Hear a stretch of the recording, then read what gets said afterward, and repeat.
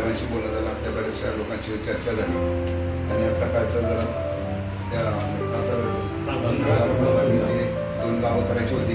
नंतर परवा येताना उदगीरवरनं सॉरी उंबरग्यावरून येताना आम्ही त्यांना प्रॉमिस केली की आम्ही येतो. त्या दिवशी आमच्याकडे वेळ नव्हता, त्यामुळे म्हणलं आजच्या दौऱ्यात आपण ती गाव सकाळी थोडा रोड खराब असल्यामुळे वेळ जास्त गेला होता. तर सर्वांचं त्यामुळे दिलगिरी व्यक्त करतो मी. दुसरी गोष्ट माझी तसं तब्येत ठीक नाही आहे, पण आपण एकदा दौरा हातात घेतलाय म्हणजे शस्त्र खाली ठेवायचं हे ठरलेलं आहे. मग तिथे काय पण होत आहे तसं साहेबांचं नेहमी आम्ही बघतोय आणि आमच्या अगोदरपासून ते करतायत आणि थोडक्यात आम्ही त्यांना थोडं आदर्श पण मानतो. त्या दिवशी मी आलो होतो भेटायचं त्यांना, पण वेळ कमी होता, पाऊस खूप होता आणि खूप तिथं गोंधळ चालू होता. परत मला तिथं त्या मेळींना पण भेटायला जायचं होतं, त्यामुळे मग मी पुढे गेलो. त्यामुळे आम्हाला चर्चा करता आली नाही किंवा तिथं बोलता पण आलं नाही काहीच. तर आता सगळ्या आता आपण जेवढे लोक इथं आलेले आहोत तेवढ्या सगळ्यांना अभ्यास माहित आहे, आपल्याला काय करायचं हे तर आपल्याला धोरण आपलं नक्की आहे. त्यामुळे परत मी त्याच विषयावर बोलणं बरोबर नाही आणि वेळ घालवणं. तर आपल्या अगोदरच्या वक्त्यांनी बाळासाहेब असतील, हे असतील, हे माझ्यापेक्षा चांगलं सांगू शकतात आणि त्यांनी चांगलं सांगितलंय पण बरोबर का. त्यामुळं मी त्या गोष्टीवर न जाता फक्त तुम्हाला आपल्याला नियोजन कसं करायचंय आणि आपल्याला मोर्चा कसा सक्सेस करायचा आहे याविषयी 2 शब्दात विषय मांडतो आणि तुमचा वेळ जास्त घेत नाही. सगळ्यात महत्वाची गोष्ट, आपण जे 11/11/2025 जे TRTA वरती आपण आता आंदोलन करतोय तिथं मोर्चाच्या रूपानं का करतोय, किंवा जिथं आपल्याला जायचंय अगोदर कुठे जायचंय, अधिवेशनावर मोर्चा घेऊन जायचं आपल्याला. मग तिथं गेल्यानंतर पण आपलं सगळं कुठे येत आहे, TRTA वरच येत आहे. मग जाण्याच्या अगोदर पूर्वतयारी तिथं जाऊ, तिथं एक दिवस हल्लाबोल करू, तिथं थांबवू, त्यांना सगळं निवेदन देऊ आणि त्यांना वॉर्निंग देऊ की याच्या एवढ्या दिवसाच्या 8 दिवसाच्या आत जर तुम्ही याच्यावरती काही निर्णय नाही घेतला तर आमचं हिवाळी अधिवेशन 8 डिसेंबरला पुण्यातून तिथूनच चालू करणार आहे.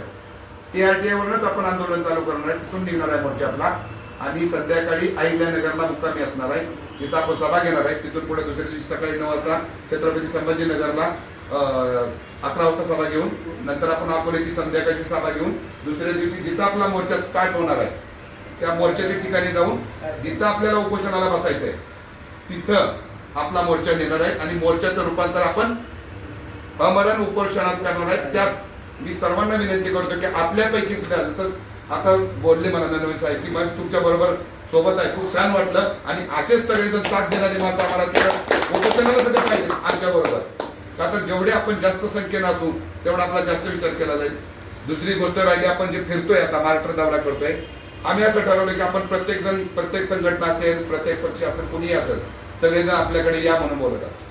मी अगोदर बोललो की आपली ही तर कुठलीही संघटना नाही, संघटनेचा कोणताही विषय नाही, कुठला पक्षाचा विषय नाही, कुठल्या नेत्याचा विषय नाही, सगळेच नालायक आहेत. सगळ्यांनीच आपल्याला आतापर्यंत वाट लावली. आपल्याला ना देवेंद्र फडणवीस कामाचा आहे ना आपल्याला शरद पवार कामाचा आहे, कोणीच कामाचा नाही. जर असते तर त्यांनी दिलं असतं, बरोबर आहे का. आपल्याला कोण आपल्या बरोबर आहे सांगा. ज्यांना तुम्ही आता त्या अशोक उईकेनामध्ये कोणीतरी नाचत होते, तो खासदाराला निवडून त्यासाठी नाचत होते, आपला माधव करा, तो असून उपयोग काय. तो कधी तुमच्या बाजूने बोलला का, तो का बोलत नाही त्याचा तुम्ही थोडा विचार करा की तो तुमच्यातला नाही आहे, तुमच्यातला, पण त्याला म्हणायचं नाही मी तुमच्यातला, लाज वाटतो तुमच्यावर त्याला उभा राहायचं द्या आणि सांगायला सध्या, का तर तो अडचणीत येतो बरं तुमची बाजू घेतली ती. का तर हिरामन खोसकर आणि लक्की जाधव या लोकांबरोबर जिरवळांबरोबर मी तिथं जाऊन बैठका केल्यात नाशिकमध्ये. त्याच्या एक तासला थांबलोय मी तिथं, त्याच्याबरोबर चर्चा केली, बोलले. आता तो लक्की सध्या बोलला मला की आम्ही तुम्हाला कधीही बोगस म्हणत नाही, तो पण कोळी महादेवच आहे. पण हे बोलले तसं बरोबर आहे की आपण प्रत्येकाने कोळी महादेव मला टोकरे डोर म्हणा लाजलं नाही पाहिजे, फक्त कोळी बोललं बी नाही पाहिजे. ही आपल्या जिबीला सध्या सवय प्रत्येकाने लावली पाहिजे, सगळ्यात महत्वाची गोष्ट आहे. आणि देवदेवताचा विषय राहिला तर आपण जयंत्या वगैरे करतो, सगळ्या मोठ्या गोष्टी केल्या पाहिजे. जयंत्या केल्यामुळे आपण सगळेजण एकत्र येतो, एकामेकाचे विचार एकामेकात जातात, परंतु काही गोष्टीला थोडा आपण थांबले पाहिजे. जयंत्यावर खर्च करणार खर्च मला तर वाटते तुम्ही थोडा मोर्चावर केला पाहिजे. का तर हे बघा कोणीही तर जागृत नाही, प्रत्येक जण कमवतोय खातोय. मला पण माझी लेकरं बाळ आहे जशी ह्यांना येते, तुम्हाला सगळ्यांना येते. इथं प्रत्येकाची जबाबदारी प्रत्येकाने उचलायची, कुणी कुणाला मदत करायची नाही. तुम्ही सांगा की आपण आपला परपंच चालवतो ना, घर चालवतो ना, हे आपल्यासाठीच आहे ना, आपल्या मुलाबाळासाठी, आपल्या लेकरा बाळासाठी, त्यांच्या भविष्यासाठी.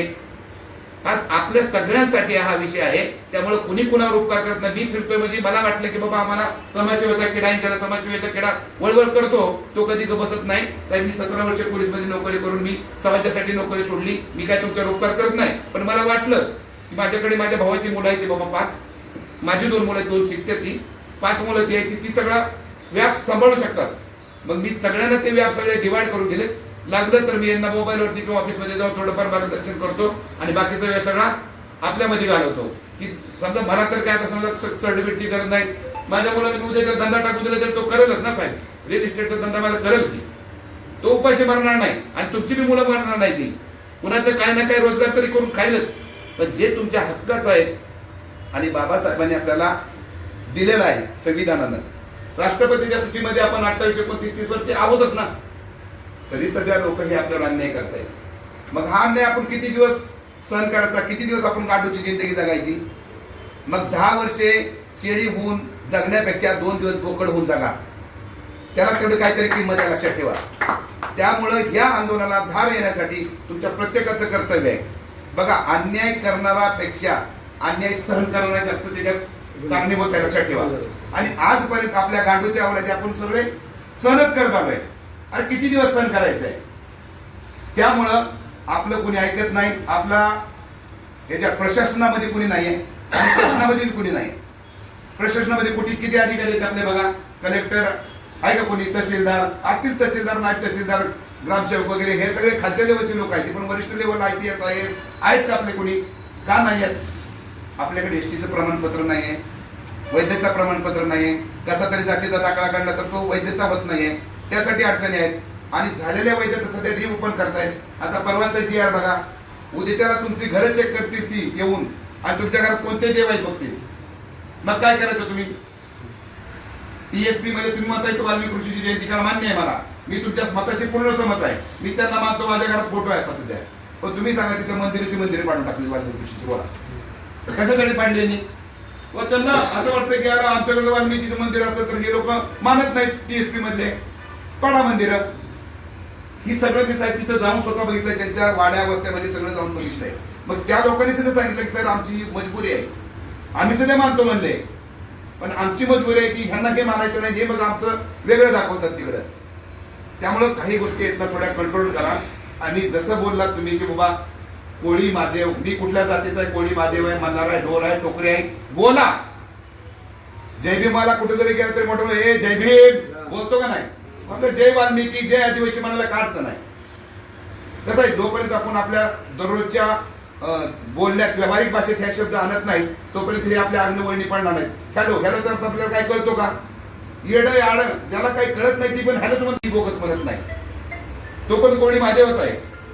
पण हे बोलणं कसं बरोबर आहे की आपण प्रत्येकाने कोळी महादेव मल्हार टोकरे ढोर म्हणायला लाजलं नाही पाहिजे, फक्त कोळी बोललं बी नाही पाहिजे. ही आपल्या जिभेला सध्या सवय प्रत्येकाने लावली पाहिजे, सगळ्यात महत्वाची गोष्ट आहे. आणि देवदेवताचा विषय राहिला तर आपण जयंत्या वगैरे करतो, सगळ्या कुठल्या गोष्टी केल्या पाहिजे. जयंत्या केल्यामुळे आपण सगळेजण एकत्र येतो, एकामेकाचे विचार एकामेकात जातात.